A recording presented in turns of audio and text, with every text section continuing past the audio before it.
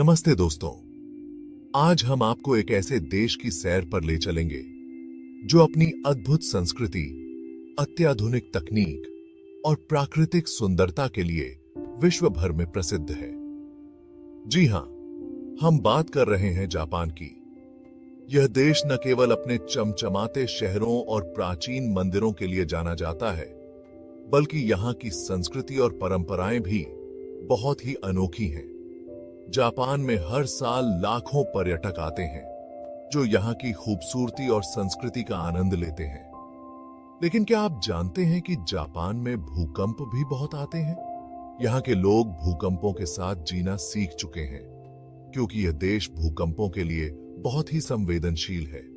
जी हाँ, जापान दुनिया के उन देशों में से एक है जहां सबसे ज्यादा अर्थक्वेक्स आते हैं। यहाँ हर साल सैकड़ों छोटे बड़े भूकंप आते हैं जो कभी कभी बहुत ही विनाशकारी हो सकते हैं। यह जानकर आपको हैरानी हो सकती है, लेकिन इसके पीछे कई साइंटिफिक और जियोग्राफिकल रीजंस हैं। जापान 4 प्रमुख टेक्टोनिक प्लेट्स के संगम पर स्थित है, जो इसे भूकंपों के लिए अत्यधिक संवेदनशील बनाता है।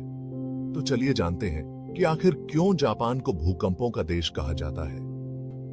यहाँ के लोग भूकंपों से निपटने के लिए विशेष तैयारियां करते हैं। स्कूलों और दफ्तरों में नियमित रूप से अर्थक्वेक ड्रिल्स होती हैं, ताकि किसी भी आपात स्थिति में लोग सुरक्षित रह सकें। इसके अलावा यहाँ की इमारतें भी इस तरह से बनाई जाती हैं कि वे भूकंपों का सामना कर सकें। जापान की सरकार और वैज्ञानिक लगातार भूकंपों के बारे में शोध करते रहते हैं, ताकि भविष्य में होने वाले भूकंपों से होने वाले नुकसान को कम किया जा सके।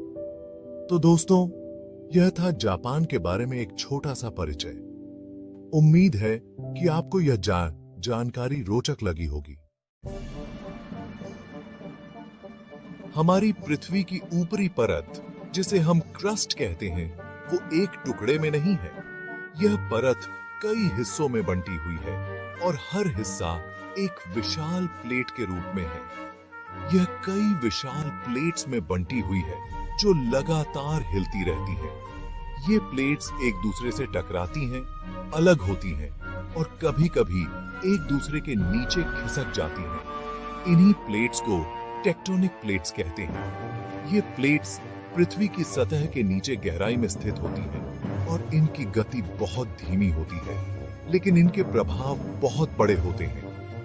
जापान 4 ऐसी टेक्टोनिक प्लेट्स के मिलन स्थल पर स्थित है: Pacific plate, Philippine plate, Eurasian plate और नॉर्थ अमेरिकन प्लेट। इन प्लेट्स के मिलन स्थल पर स्थित होने के कारण जापान में भूकंप और ज्वालामुखी विस्फोट आम बात है। जब ये प्लेट्स एक दूसरे से टकराती हैं, रगड़ती हैं या फिर एक दूसरे के नीचे खिसकती हैं, तो एनर्जी निकलती है।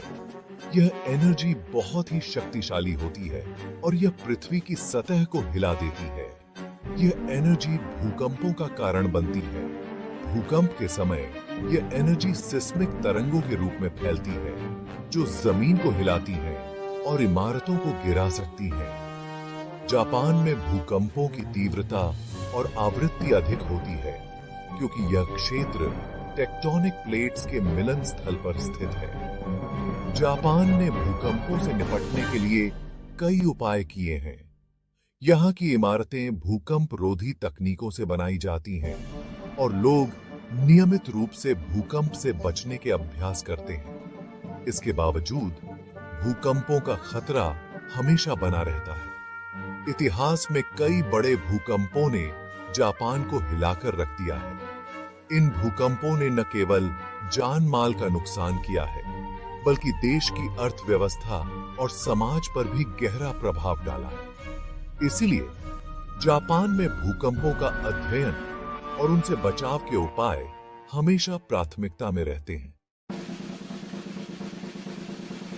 जापान एक और महत्वपूर्ण जियोग्राफिकल एरिया में स्थित है, जिसे रिंग ऑफ फायर कहा जाता है। यह प्रशांत महासागर के चारों ओर एक ऐसा क्षेत्र है जहां वोल्केनोस और अर्थक्वेक्स बहुत ज्यादा आते हैं। रिंग ऑफ फायर का निर्माण भी टेक्टोनिक प्लेट्स की मूवमेंट्स के कारण हुआ है। यहाँ पर प्लेट्स एक दूसरे के नीचे खिसकती हैं, जिससे मैग्मा ऊपर उठता है और वॉल्केनोज बनते हैं। यही प्रक्रिया अर्थक्वेक्स का कारण भी बनती है। जापान के आसपास के समुद्री क्षेत्रों में सबडक्शन जोन्स पाए जाते हैं। सबडक्शन का मतलब है एक प्लेट का दूसरी प्लेट के नीचे खिसकना। जब एक प्लेट दूसरी प्लेट के नीचे खिसकती है तो बहुत ज्यादा दबाव और गर्मी पैदा होती है। यह दबाव और गर्मी समय के साथ जमा होते रहते हैं और जब यह बहुत ज्यादा हो जाते हैं तो अचानक एनर्जी के रूप में निकलते हैं, जिससे भूकंप आते हैं। बहुत पुराने समय से ही जापान में भूकंप आते रहे हैं। जापान की भौगोलिक स्थिति इसे भूकंपों के लिए अत्यधिक संवेदनशील बनाती है। यहाँ के लोग सदियों से इन प्राकृतिक आपदाओं का सामना करते आ रहे हैं। जापान के इतिहास में कई विनाशकारी भूकंप आए हैं, जिन्होंने यहाँ की सभ्यता और संस्कृति पर गहरा प्रभाव डाला है। कई सालों से जापानीज लोग इन प्राकृतिक आपदाओं को अपनी संस्कृति और मान्यताओं में शामिल करते आए हैं।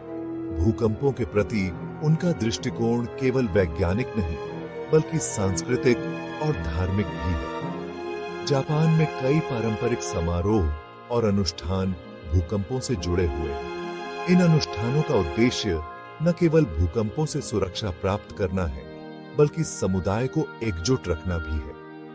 एक प्रसिद्ध जापानीज कहानी के अनुसार एक विशाल मछली जो धरती के नीचे रहती है, जब वह हिलती है तो भूकंप आते हैं। इस मछली को नमाजू कहा जाता है। नमाजू की कहानी जापान की लोक कथाओं में बहुत महत्वपूर्ण है। यह कहानी बताती है कि कैसे लोग प्राकृतिक घटनाओं को समझने के लिए मिथकों और कहानियों का सहारा लेते हैं। नमाजों को शांत रखने के लिए कई धार्मिक अनुष्ठान किए जाते हैं। हालांकि यह सिर्फ एक कहानी है, लेकिन यह दिखाता है कि कैसे जापानीज लोग कई सालों से भूकंपों को समझने और उनके साथ जीने की कोशिश करते आ रहे हैं। भूकंपों के बाद पुनर्निर्माण और पुनर्वास के प्रयासों में जापानी लोगों की एकजुटता और धैर्य देखने को मिलता है। वे भूकंपों के लिए हमेशा तैयार रहते हैं और आपदा प्रबंधन में उनकी कुशलता विश्व प्रसिद्ध है। जापान में भूकंपों के प्रति जागरूकता और तैयारी का एक लंबा इतिहास है, जो आज भी जारी है। जापान का इतिहास भूकंपों से भरा हुआ है। कई बड़े भूकंपों ने जापान को बहुत नुकसान पहुंचाया है। इन भूकंपों ने न केवल इमारतों और चीजों को नुकसान पहुंचाया है, बल्कि बहुत से लोगों की जान भी गई है। लेकिन इन मुश्किलों से सीखते हुए जापान ने समय के साथ खुद को मजबूत बनाया है और भूकंपों का सामना करने के लिए ज्यादा तैयार हुआ है। 8 सितंबर 1923 को जापान के इतिहास का एक बहुत बुरा दिन आया, जब एक बहुत बड़े भूकंप ने टोक्यो और योकोहामा शहरों को तबाह कर दिया था। इस भूकंप ने बहुत सी इमारतों को गिरा दिया और हर तरफ आग फैल गई। यह भूकंप जापान के लिए एक बहुत बड़ा झटका था और इसने देश को भूकंपों से निपटने के लिए और ज्यादा तैयार रहने के लिए प्रेरित किया। आज जापान दुनिया के उन देशों में से एक है जो भूकंप के लिए सबसे ज्यादा तैयार है। यहाँ के लोगों को बचपन से ही भूकंपों से निपटने के लिए तैयार किया जाता है।